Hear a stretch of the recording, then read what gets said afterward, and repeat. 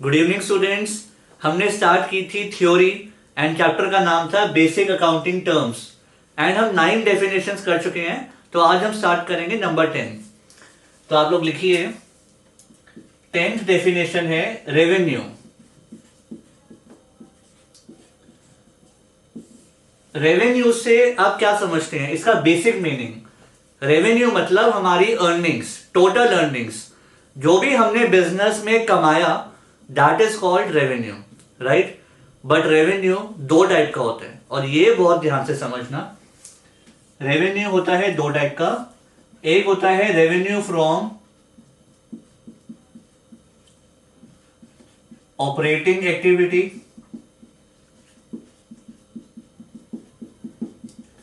और एक होता है revenue from non operating activity. ठीक है, अब इसका मीनिंग समझते हैं। Revenue from operating activity. Operating activity का मतलब जो हमारा मेन काम है उसमें से अर्न किया, तो इन शॉर्ट इसको बोलते हैं operations. Revenue from operations. Point क्या है, सपोज आपके डैड का काम है शर्ट्स एंड जीन्स का, गारमेंट्स का। तो आपके डैड ने शर्ट्स एंड जीन्स सेल करके जो भी कमाया, सेल करके जो भी earnings I, that is called revenue from operating activity. मतलब जो उनका मेन सोर्स ऑफ इनकम है, जो मेन काम है, उसमें से अर्न किया। ठीक है, तो इसमें आ जाता है सेल ऑफ गुड्स। एक और एग्जांपल, जैसे कि मैं प्रोफेशनल हूं, आई एम अ टीचर, तो मैं पढ़ा के जो फीस अर्न करता हूं, जो मेरा मेन काम है, that is my revenue from operation.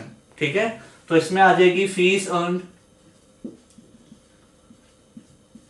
Clear. तो इन शॉर्ट जो भी हमारा मेन काम है, मेन सोर्स ऑफ इनकम, उसमें से जो अर्न किया, that is revenue from operating activity. अब आ जाते हैं इस पे, revenue from non operating activity. नाम से ही मालूम पड़ रहा है, नॉन ऑपरेटिंग मतलब जो मेरा मेन काम नहीं है। अब ऐसी कौन सी अर्निंग्स होती हैं, सपोज एज अ बिजनेसमैन हमने कुछ सेविंग्स कर ली और अपने पैसे को लगा दिया बैंक में, एफडी करवा ली, फिक्स डिपॉजिट, या फिर शेयर्स में लगा दिया। शेयर्स तो सुना होगा आपने, रिलायंस के, टाटा के शेयर्स खरीद लिए। अब होता क्या है, जब आप फिक्स डिपॉजिट में पैसा डालते हो तो आपको कुछ रिटर्न तो मिलता है, इनकम मिलती है, उसको बोलते हैं इंटरेस्ट। और शेयर्स में क्या मिलता है, डिविडेंड। अब ये हमारा मेन काम तो नहीं है ना, ये तो हमने ऐसे ही एक्स्ट्रा पैसे इन्वेस्ट किए थे और वहां से कुछ पैसा आ गया, तो उसको बोलते हैं revenue from non operating activity. मतलब ऐसी जगह से कमाई करी जो मेन काम नहीं है, बट ऐसे इन्वेस्ट कर दिए थे। ठीक है, तो इसमें आएगा इंटरेस्ट अर्न्ड या फिर डिविडेंड अर्न्ड। ठीक है, तो एक बार रिपीट करता हूं, रेवेन्यू फ्रॉम ऑपरेटिंग एक्टिविटी मतलब हमारे मेन काम से कमाया, और revenue from non operating activity मतलब जो काम नहीं है, ऐसी साइड इनकम से कमाया। ठीक है, अपने पैसे इन्वेस्ट कर दिए थे, वहां से जो रिटर्न आया, that is called revenue from non operating activity. अब सपोज आपने गुड्स को बेच बेच के 10 lakhs अर्न किए और इंटरेस्ट और डिविडेंड से 5 lakhs अर्न किए, तो आपका टोटल रेवेन्यू कितना हो गया, 15 lakhs। इन शॉर्ट आपने अपने बिजनेस में टोटल कितना कमा लिया, 15 lakhs। ठीक है, आई होप थोड़ा सा समझ में आ गया होगा। अब आप इसकी डेफिनेशन पढ़ लेना और क्लियर हो जाएगा।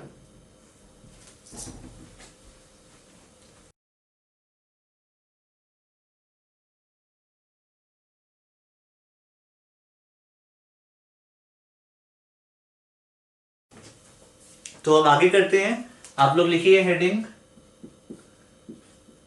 प्रॉफिट। अकाउंटिंग क्वेश्चन में आपने सीखा था प्रॉफिट कैसे निकालते हैं, रेवेन्यू माइनस एक्सपेंसेस, राइट। ऐसे किया था आपने फॉर्मूला बेस्ड क्वेश्चन में। इसके बाद इसकी नेक्स्ट डेफिनेशन है इनकम, और इस चैप्टर में जब आप ये डेफिनेशन पढ़ेंगे तो इसके नीचे भी यही लिखा है, रेवेन्यू माइनस एक्सपेंसेस।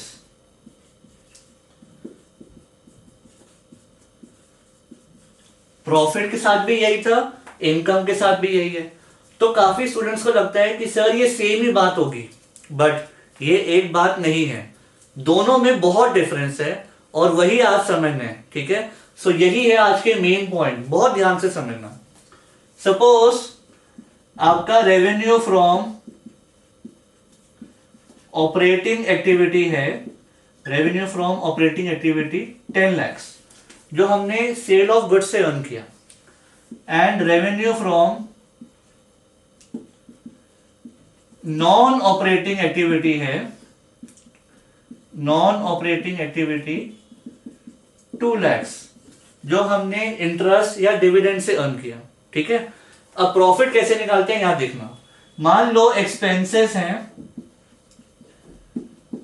4 lakhs जो खर्चे हुए 4 लाख के, प्रॉफिट होता है रेवेन्यू माइनस एक्सपेंसेस, बट इसमें वो रेवेन्यू होता है जो हम अपने काम से कमाते हैं, मतलब रेवेन्यू फ्रॉम ऑपरेटिंग एक्टिविटी। ठीक है, तो इसमें आ गया 10 lakhs और खर्चे कितने थे 4 lakhs, तो प्रॉफिट कितना अर्न किया 6 लाख।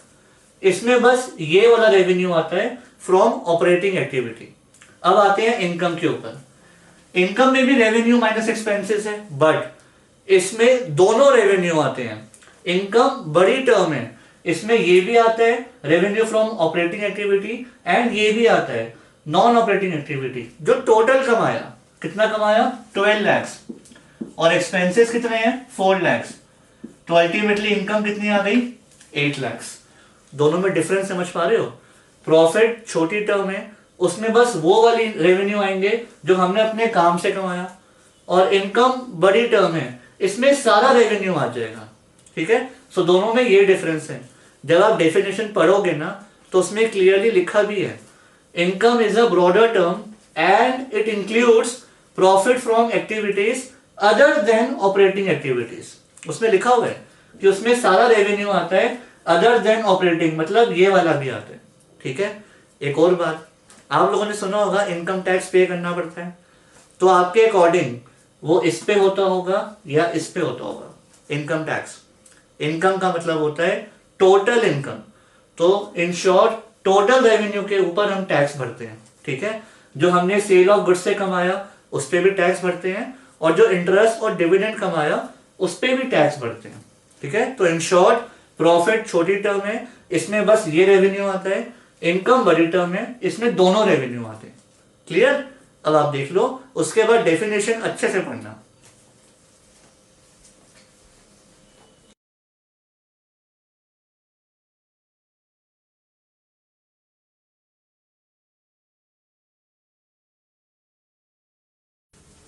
तो अब करेंगे next definition number 13, gain. Gain का मीनिंग क्या होता है? देखो, एज अ लेमैन देखें बेसिक इंग्लिश में तो गेन का मतलब भी प्रॉफिट होता है, बट अकाउंट्स में प्रॉफिट और गेन में डिफरेंस है। क्या डिफरेंस है, बहुत ध्यान से सुनना। प्रॉफिट मतलब जो हमारी डे टू डे एक्टिविटीज में से हमने अर्न किया, गेन मतलब जो डे टू डे एक्टिविटीज में से नहीं है, किसी ऐसी एक्टिविटी से अर्न किया जो नॉर्मल एक्टिविटी नहीं है, normal day to day life में नहीं होती। ठीक है, जैसे कि मान लो आपने लैंड खरीदा 60 lakhs का। ठीक है, एक लैंड परचेज किया था 60 lakhs का। आपको पता है लैंड की वैल्यू नॉर्मली बढ़ती ही है, कम नहीं होती। ठीक है, 10 साल बाद वही लैंड था 90 lakhs का, 10 years के बाद 90 lakhs, और आपने सेल कर दिया, अच्छा खासा प्रॉफिट हो गया 30 lakhs का। लेकिन ये हमारे प्रोडक्ट से तो नहीं हुआ, और ये प्रॉफिट रोज रोज तो नहीं होता, ये तो वंस अ वाइल होता है, 5 years में एक बार, 10 years में एक बार। तो जब कोई ऐसा प्रॉफिट होता है जो बड़ा अमाउंट होता है एंड जो हमारी ऑपरेटिंग एक्टिविटी में से नहीं है, दैट इज कॉल्ड गेन। ठीक है, फॉर एग्जाम्पल, इसका एग्जाम्पल है gain on sale of land. ठीक है, या फिर any other asset, any other fix asset. अगर आप कोई एसेट सेल करते हो और वहां से आपको बड़ा प्रॉफिट होता है, that is called gain. Clear? एक बात ध्यान रखना बस, ये उन एक्टिविटीज में से होता है जो इरेगुलर है, जो रोज रोज नहीं होती। ठीक है, या फिर जो नॉन रिकरिंग है, नॉन रिकरिंग मतलब जो डेली बेसिस पे बार बार रिपीट नहीं होती, ठीक है। इनकम में और इसमें क्या फर्क है? इनकम उन एक्टिविटीज में से हुआ था जिसमें इंटरेस्ट मिला, डिविडेंड मिला। भले ही इंटरेस्ट और डिविडेंड हमारा काम नहीं है, ठीक है, इन्वेस्ट करना काम नहीं था, बट इंटरेस्ट और डिविडेंड हर साल मिल जाता है। जब तक आपकी इन्वेस्टमेंट है इंटरेस्ट भी आएगा, डिविडेंड भी आएगा, बट ये हर साल नहीं आता गेन, ठीक है, ये वंस अ व्हाइल आता है। क्लियर? अब आप पढ़ लो।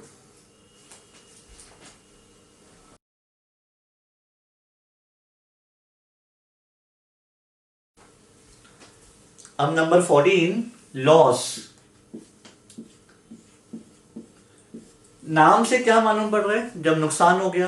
देखो प्रॉफिट का क्या फॉर्मूला था? प्रॉफिट का फॉर्मूला था रेवेन्यू माइनस एक्सपेंसेस, ठीक है। ध्यान से देखना, सपोज रेवेन्यू है 80,000 और एक्सपेंसेस हैं 50,000, फिर तो आपका प्रॉफिट हो रहा है, राइट। बट अगर मैं इसको इंटरचेंज कर दूं, अगर रेवेन्यू है 50 और एक्सपेंसेस हैं 80, तो अब क्या हो गया? लॉस। मतलब जो कमाया वो कम है और खर्चे ज्यादा हैं, तो क्या हो जाएगा आपका? लॉस। तो इन शॉर्ट लॉस में क्या होते हैं? एक्सपेंसेस ज्यादा होते हैं और रेवेन्यू कम होते हैं, राइट। तो लॉस का फॉर्मूला बन गया एक्सपेंसेस माइनस रेवेन्यू, ठीक है। इन शॉर्ट जब एक्सपेंसेस ज्यादा हैं, रेवेन्यू कम है, तो फर्म को क्या होगा? लॉस। बट जैसे प्रॉफिट्स को इतने पार्ट्स में डिस्ट्रीब्यूट किया गया है, प्रॉफिट अलग, इनकम अलग, गेन अलग, लॉस में ऐसा कुछ नहीं है। सारे लॉसेस इसी में ही आ जाएंगे, जो डे टू डे एक्टिविटी से हैं वो भी, और जो डे टू डे एक्टिविटी से नहीं है वो भी। इररेगुलर लॉसेस भी इसी में आ जाएंगे, ठीक है। अब डे टू डे एक्टिविटी से तो ये लॉस आ गया। और कौन से लॉसेस होते हैं? For example loss by fire, जो इररेगुलर होता है, कभी कभी होता है, वो भी इसी में आ जाएगा, ठीक है। एक और होता है loss on sale of fix asset. अगर आपने एसेट बेचा सस्ते में, तो जो लॉस हो गया वो भी इसी में आ जाएगा, ठीक है। तो इन शॉर्ट लॉस की एक ही डेफिनेशन है, सारे लॉसेस इसी में आ जाएंगे, जो रेगुलर है वो भी, जो इररेगुलर है वो भी।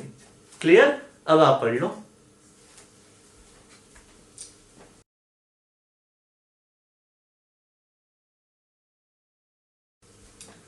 अब नंबर 15 करेंगे, परचेज। परचेज का मतलब क्या होता है? गुड्स को खरीदना। हमारे लिए क्या है? खर्चा, एक्सपेंस। गुड्स को हम क्यों खरीदते हैं? For resale purpose, right. तो या तो आप वो गुड्स खरीद लो जो ऑलरेडी रेडी हैं, जो बन चुके हैं, होलसेल पे खरीदो, रिटेल में बेचो, प्रॉफिट कमा लो, ठीक है। या फिर आप रॉ मटेरियल परचेज कर लो। उससे क्या होगा? आप गुड्स को पहले मैन्युफैक्चर करो और फिर सेल करो आगे, ठीक है। भले ही आप रेडी गुड्स परचेज करो या रॉ मटेरियल, दोनों ही परचेज में आएगा, राइट। परचेज दो टाइप की होती है, एक होती है कैश परचेज और एक होती है क्रेडिट परचेज। ये तो हम ऑलरेडी डिस्कस कर चुके हैं। कैश परचेज जब कैश पे गुड्स खरीदे, क्रेडिट परचेज जब उधार पे खरीदे, ठीक है तो दोनों ही एक्सपेंस उसी टाइम दिखाने, right. Next, purchase return. Purchase return का मतलब क्या होता है? गुड्स को वापस करना। क्यों वापस करते हैं? या तो वो डिफेक्टिव है या फिर वो एक्सपायर्ड है, जो भी रीजन हो। परचेज रिटर्न मतलब जिससे हमने गुड्स लिए थे उनको वापस करना, ठीक है। परचेज रिटर्न का एक और नाम होता है और वो नाम बहुत इंपॉर्टेंट है। परचेज रिटर्न को कहा जाता है रिटर्न आउटवर्ड। रिटर्न आउटवर्ड, ठीक है। ये नाम कैसे रखा गया? जब आप गुड्स खरीदते हो, जब परचेज करते हो, तो गुड्स आ रहे हैं, ठीक है, तब तो गुड्स आ गए।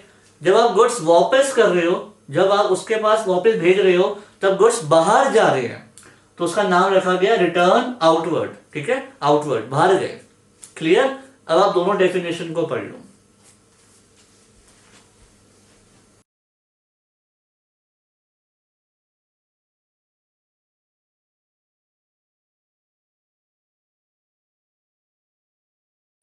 अब नेक्स्ट डेफिनेशन नंबर 17, सेल्स।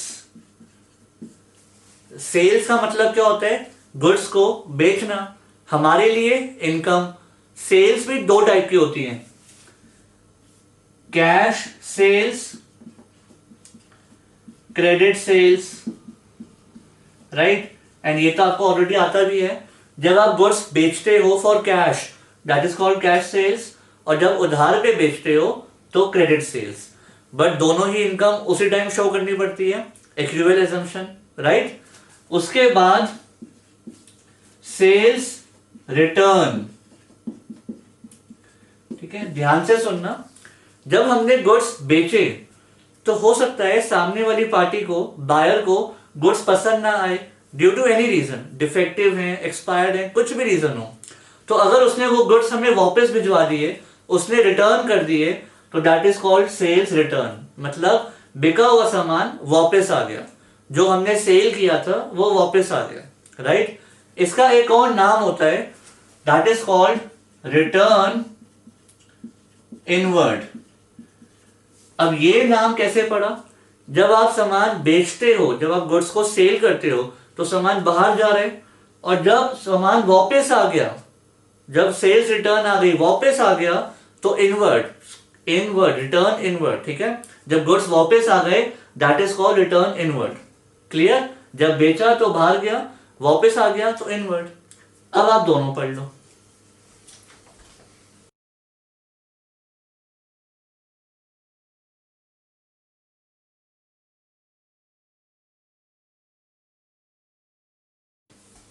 अब नेक्स्ट डेफिनेशन, गुड्स।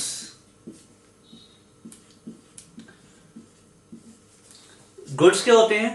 हमारा प्रोडक्ट जिसमें हम डील कर रहे हैं, ठीक है। गुड्स या तो आप परचेज कर लो फॉर रीसेल पर्पस, या आप खुद मैन्युफैक्चर कर लो, दोनों ही गुड्स हैं। चाहे आप डायरेक्टली परचेज करो फॉर रीसेल, या फिर आप खुद मैन्युफैक्चर करो फॉर रीसेल, दोनों ही गुड्स में आएंगे, ठीक है। बट हर किसी के लिए गुड्स अलग अलग हो सकते हैं। फॉर एग्जाम्पल, अगर आपकी स्टेशनरी की शॉप है तो pen, pencil, rubbers, registers, markers, ये आपके लिए गुड्स हैं, राइट। अगर आपकी स्वीट्स की शॉप है, हल्दीराम, बीकानेर, तो जो मिठाई है वो आपके गुड्स हैं। अगर आपकी इलेक्ट्रॉनिक आइटम्स की शॉप है तो टीवी, फ्रिज, एसी, वो आपके लिए गुड्स हैं, ठीक है। अगर आपकी टिम्बर की शॉप है, फर्नीचर की, तो जो फर्नीचर प्रोडक्ट्स हैं वो आपके लिए गुड्स हैं। क्लियर? तो हर किसी के लिए गुड्स अलग अलग हो सकते हैं, राइट। अब आप पढ़ लो।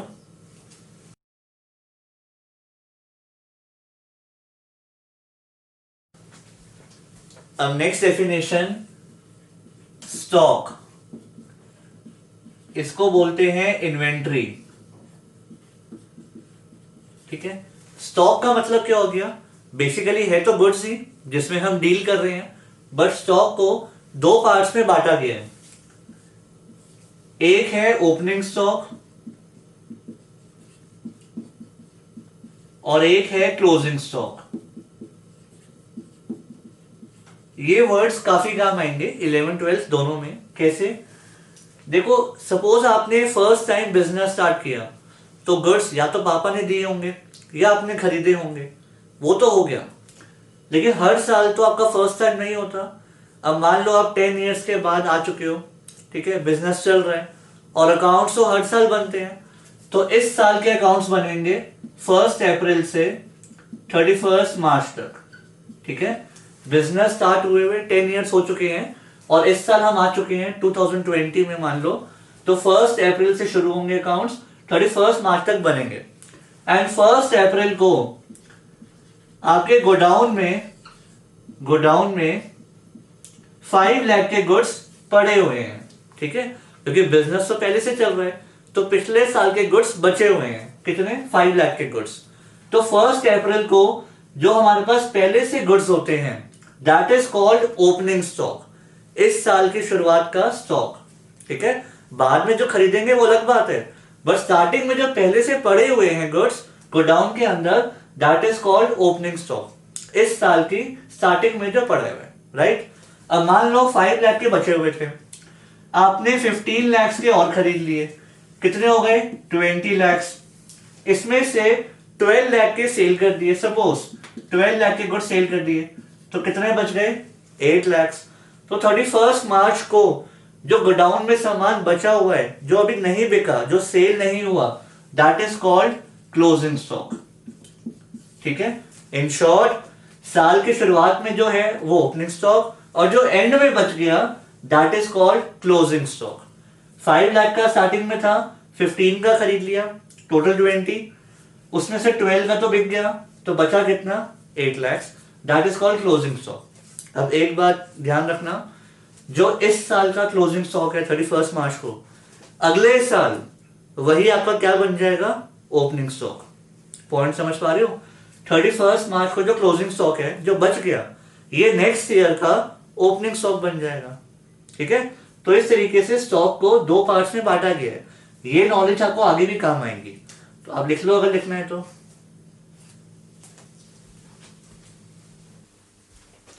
स्टॉक को 3 पार्ट्स में बांटा गया है।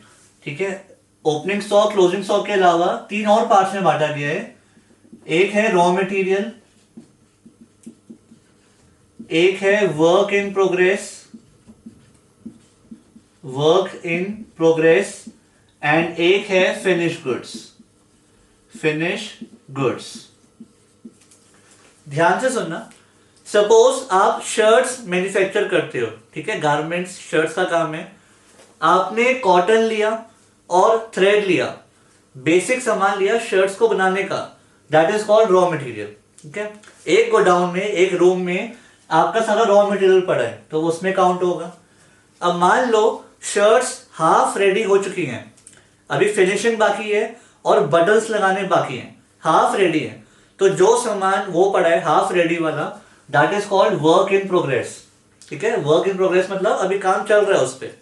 और अगर शर्ट्स पूरी तरीके से रेडी हैं, पैक्ड हो चुकी हैं, that is called finish goods. Clear? तो जो कॉटन लिया रॉ मटेरियल, अगर हाफ रेडी है वर्क इन प्रोग्रेस, अगर फुली रेडी है फिनिश गुड्स। एक और एग्जांपल, जब आप देखते हो कहीं पे बिल्डिंग बन रही होती है, राइट, तो जब एक बेसिक लैंड लेते हैं जिसपे कोई भी फ्लोर नहीं है, that is called raw material. जब कंस्ट्रक्शन चल रही है, that is called work in progress. और जब बिल्डिंग पूरी तरीके से रेडी है, जिसमें बिक सकती है वो, that is called finish goods. ठीक है, एक और एग्जांपल, जब आप रेस्टोरेंट जाते हो और मान लो आपने शाही पनीर ऑर्डर किया, तो जो बेसिक रॉ मटेरियल है, व्हाइट कलर का पनीर होता है, that is called raw material, जो अंदर प्रिपेयर होने वाला है। जब कढ़ाई में पनीर बना रहे हैं, that is called work in progress. और जब वो आपके ऊपर सर्व होके आपके पास आ चुका है, that is called finish goods. Clear? अब लिख लो।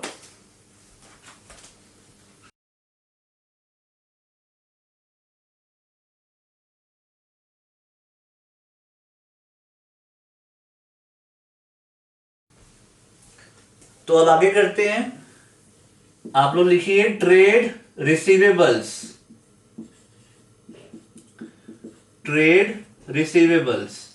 बहुत ध्यान से सुनना क्योंकि ये बहुत इंपॉर्टेंट है।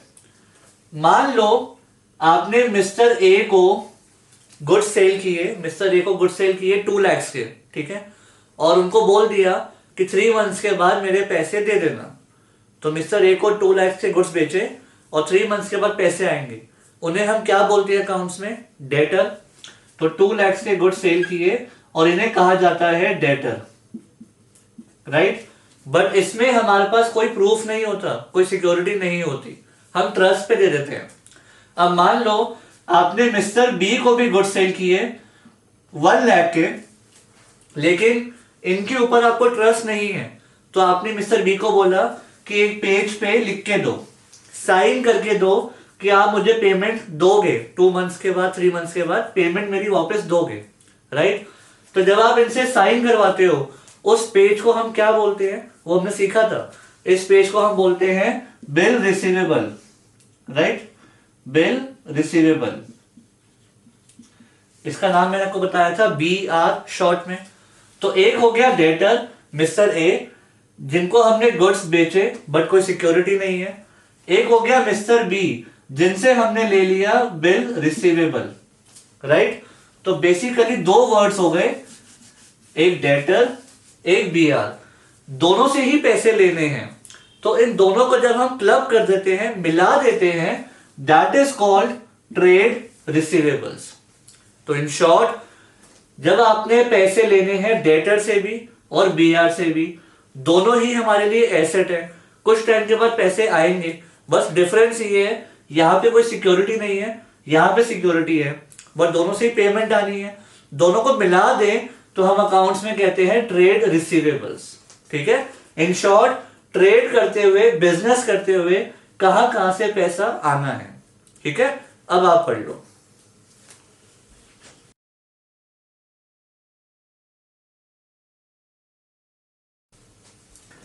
अब नेक्स्ट है ट्रेड पेबल्स। ट्रेड पेबल्स, शायद नाम से ही थोड़ा सा आइडिया हो गया हो, ये ट्रेड रिसीवेबल्स का ऑपोजिट है। अब यहां पे क्या होगा, जब आप गुड्स खरीदते हो और 3 मंथ्स के बाद पेमेंट करनी है तो उन्हें हम क्या बोलते हैं, क्रेडिटर। तो आपने गुड्स खरीदे और आपने उन्हें प्रॉमिस कर दिया कि 3 मंथ्स के बाद हम पेमेंट देंगे, और वो आप पे ट्रस्ट कर रहे हैं। ठीक है, बट मान लो किसी और से भी गुड्स खरीदे और उसको आप पे ट्रस्ट नहीं है, तो वो आपसे साइन करवा रहे हैं कि लिख के दो कि आप हमें पैसे दोगे। इस बार सामने वाली पार्टी को हम पे ट्रस्ट नहीं है, तो वो हमसे साइन करवा रही है। तो जब मैंने गुड्स खरीदे और साइन करके दिया, उस पेज को हम बोलते हैं bill payable, right, in short BP. यहां भी पैसे मैंने देने हैं, इधर भी देने हैं, बस डिफरेंस ये है, यहां पे कोई सिक्योरिटी नहीं है, यहां पे मैंने सिक्योरिटी एक लिख के दे दिया। दोनों को हम मिला दें तो that is called trade payables, मतलब बिजनेस करते हुए कहां कहां पे पैसा देना है, राइट। तो ये हमारे लिए होती है लाइबिलिटी। ठीक है, तो दोनों को मिला के क्या आ जाएगा, ट्रेड पेबल्स। अब आप पढ़ लो।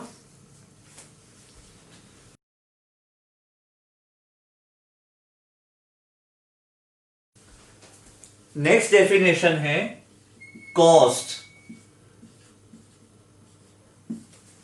कॉस्ट का मतलब क्या होता है, प्राइस ऑफ एन आर्टिकल या प्रोडक्ट। ठीक है, किसी भी प्रोडक्ट का प्राइस। फॉर एग्जाम्पल, ये मार्कर है 20 रुपीज का, तो ये इसकी कॉस्ट। सपोज हम शर्ट मैन्युफैक्चर करते हैं और हमने उसकी कॉस्ट डिसाइड करी 1000 रुपीज, क्योंकि हमें खर्चा बढ़ गया 1000, तो वो शर्ट की कॉस्ट। तो इन शॉर्ट, सिंपल वे में, कॉस्ट मतलब प्राइस जो हमने निकाला, राइट। अब आप पढ़ लो।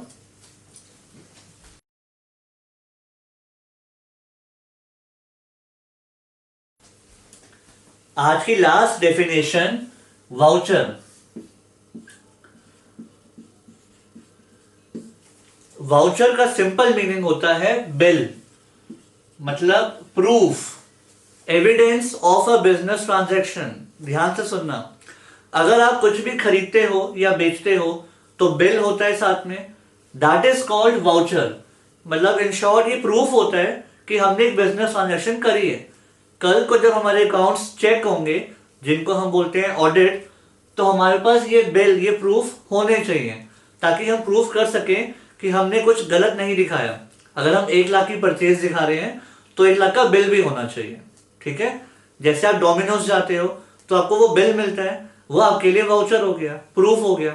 ठीक है, तो वैसे बिजनेस में जब हम कुछ खरीदते हैं तो हम बिल मांग लेते हैं, that is called voucher. Clear? अब पढ़ लो।